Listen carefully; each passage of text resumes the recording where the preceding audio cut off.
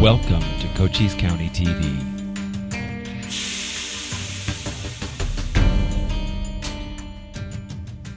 Hello and welcome to the inaugural episode of Cochise County TV. Each week we'll be bringing the county exciting programming about your culture, history, lifestyle, and more.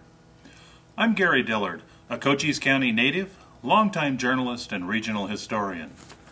I'm Margaret Dillard, 25-year resident and longtime video and television producer. Cochise County TV will be reaching much of the county through cable TV systems in Sierra Vista, Fort Huachuca, Hereford, Benson, Bisbee, St. David, and more. It will reach the rest of the county and the rest of the country through online streaming.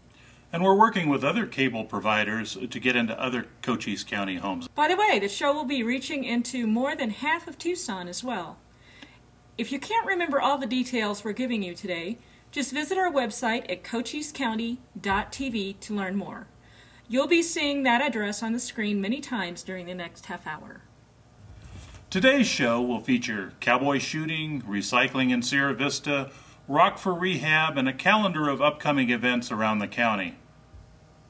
But to get started, let's take a look at how Cochise County got its name, just after these words from our sponsors. The United States of America and the entire universe is pleased to present Vermont's great folk group, the Woods Tea Company.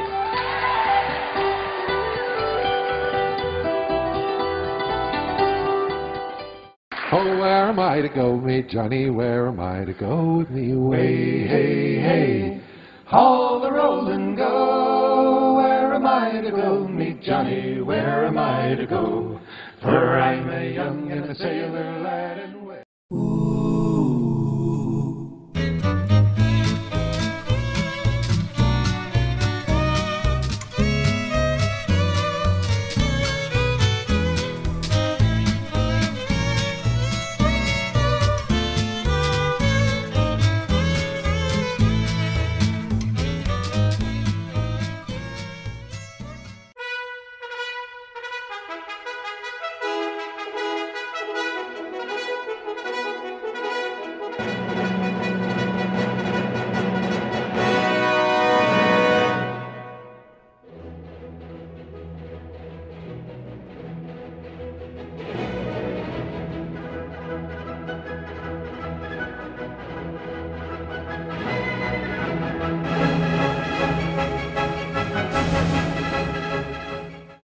Well, welcome to Cochise County.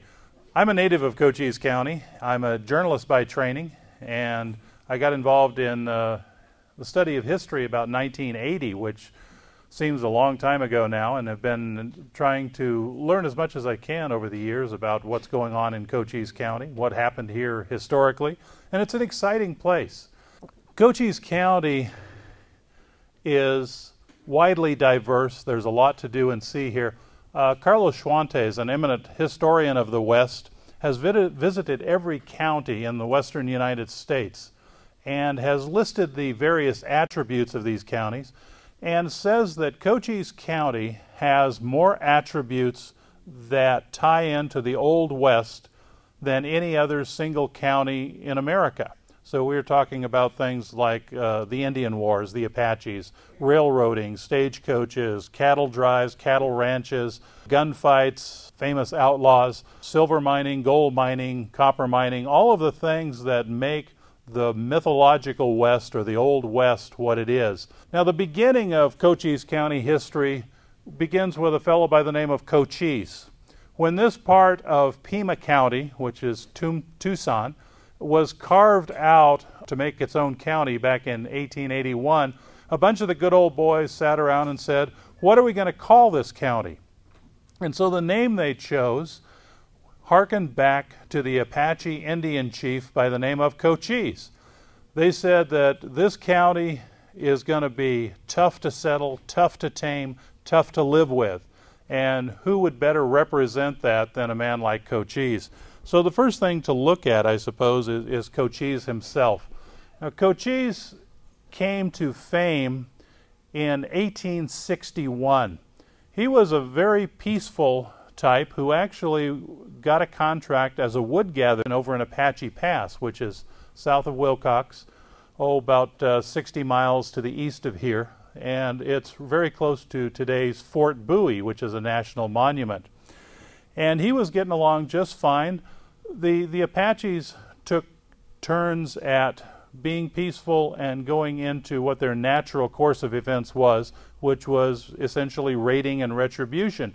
Generally, what they did with raiding was to raid other Indian tribes, maybe even some other Apache tribes, but certainly the sedentary Indians like the Pimas or others that lived in this area, and take just enough for them to survive off of, but leaving enough for the other tribes to keep going so that they could grow a new crop for the Apaches for the next year. But they also got into this mode of, when they lost children to warfare of whatever kind, they would often adopt other people's kids. They would steal them from them and raise them as Apaches so that they would continue the population. And so there was an instance in 1861 where a young boy over in the Sonoyta area near Nogales was captured along with a bunch of livestock. And Cochise was blamed for this. And a headstrong military man from a fort near there decided that it was Cochise, and he came out to Fort Bowie. He invited Cochise in for a friendly cup of coffee into his tent that he had set up there. And Cochise came down with quite a few family members, went into the tent, and found out he was being arrested for a crime that he knew he didn't commit, but he couldn't persuade the military that he didn't commit. Well, Cochise was an athlete if he was anything, and even though the tent was surrounded by armed soldiers ready to deal with whatever threat the Apaches might pose, Cochise quickly pulled a knife out of his boot, cut through the back of the tent, and ran up the hill with the soldiers shooting at him. When he got to the top of the hill, it was noted that he still had his coffee cup in his hand. We don't know if it was still filled with coffee or if he spilled some on the way.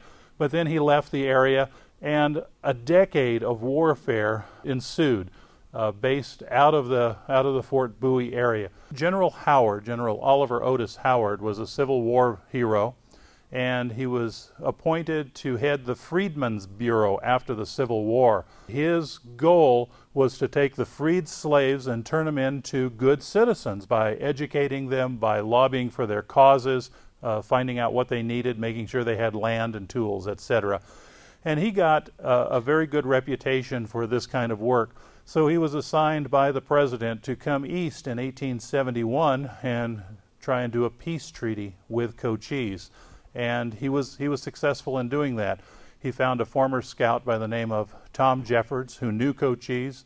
If you remember the book Blood Brother or the movie Broken Arrow, you'll remember that he and Cochise actually became blood brothers by slicing open their palms and shaking hands. They mixed their blood and became blood brothers. So that led to peace again in Apacheria for a little while at least.